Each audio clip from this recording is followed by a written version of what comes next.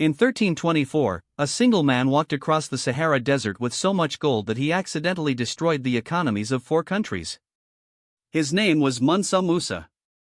And for the next 700 years, the world pretended he never existed. He was the ruler of the Mali Empire. The richest man who ever lived.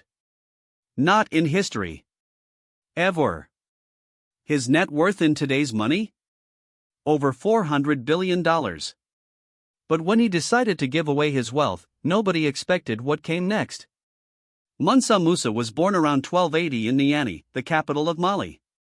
His empire stretched across West Africa, controlling trade routes that moved gold, salt, and slaves across the continent. Mali wasn't just wealthy. It was incomprehensibly rich. The land itself bled gold. Rivers carried it. Mountains held it. His people mined it constantly. But Musa wanted something more than wealth. He wanted salvation. He wanted to be remembered as the most devout Muslim in the Islamic world. In 1324, he made a decision that would change history. He would undertake the Hajj. The pilgrimage to Mecca. Not just any pilgrimage. The most extravagant pilgrimage ever conceived. He assembled a caravan of 60,000 people. 12,000 slaves, each carrying 4 pounds of gold bars. 80 camels. Each camel carried 300 pounds of gold dust. The procession stretched for miles across the Sahara. Merchants traveled with them. Musicians. Guards. Nobles. Government officials. He brought his entire court. This wasn't a religious journey. This was a statement. A declaration. A weapon. When the caravan reached Cairo, the entire city stopped. People lined the streets. They had never seen anything like it. Gold everywhere. Glittering in the sun. Merchants came from across Egypt to see the spectacle. And Musa did something that would echo through time. He started giving it away. He handed gold to poor people. He bought souvenirs in the markets, overpaying by obscene amounts. He donated money to mosques. He gave gifts to officials. The chronicler Al-Omari documented everything. He wrote that Musa was so generous, so recklessly generous, that the people of Cairo became obsessed with him. But then something unexpected happened. The price of gold collapsed. Across Cairo. Across Egypt. Across the entire Mediterranean. Gold became so abundant that it became worthless. The value of currency plummeted. Prices for everything else skyrocketed. Bread cost 10 times what it did before. Cloth was unaffordable. Leather doubled in price. The city descended into chaos. Merchants were ruined. Families couldn't eat. Landlords couldn't pay taxes. The economy of Egypt was thrown into crisis. And it didn't stop in Cairo. The effect rippled outward. To Alexandria. To Damascus. To Baghdad. To Mecca itself. Musa had accidentally triggered an economic collapse that stretched across the Islamic world. He didn't understand what he'd done. When he reached Mecca, he continued giving away money. He spent so much on his Hajj that scholars estimate he distributed between 80,000 and 90,000 pounds of gold. Almost $20 million by today's standards. Every day, more gold hit the markets.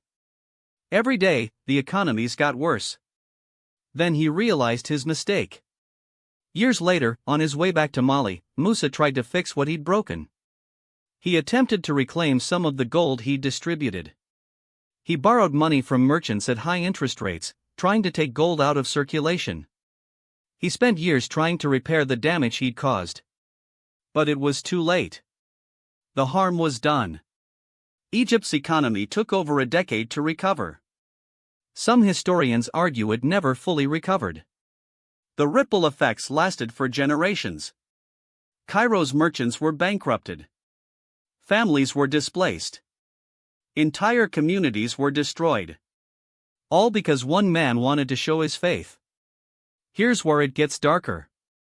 Western historians, predominantly European scholars from the 1800s and 1900s, almost completely erased this story from history.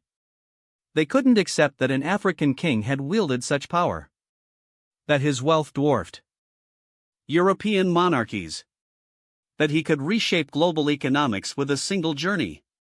The maps they drew didn't show Mali properly. The history books they wrote diminished Musa's accomplishments. They called him a curiosity, an anomaly. They focused instead on European exploration and conquest. They rewrote the narrative so Europe was always the center of power and wealth. Mali was pushed to the margins. Musa was forgotten. It took decades of academic work by African historians, anthropologists, and researchers to bring his story back. To prove he existed. To prove his empire was real. To prove that African civilizations had reached heights that rivaled and exceeded European ones. The evidence was always there. In Ibn Battuta's writings. In Alomari's chronicles. In the oral traditions of West African peoples. But Western historians simply chose not to see it. What Mansa Musa teaches us today is profound.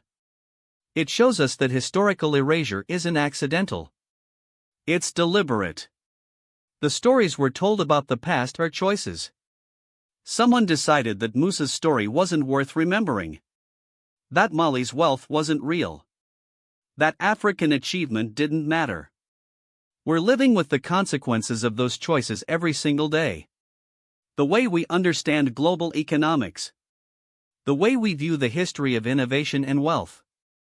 The way we see Africa's place in the world. All of it has been shaped by the stories we've been allowed to know and the stories that were stolen from us.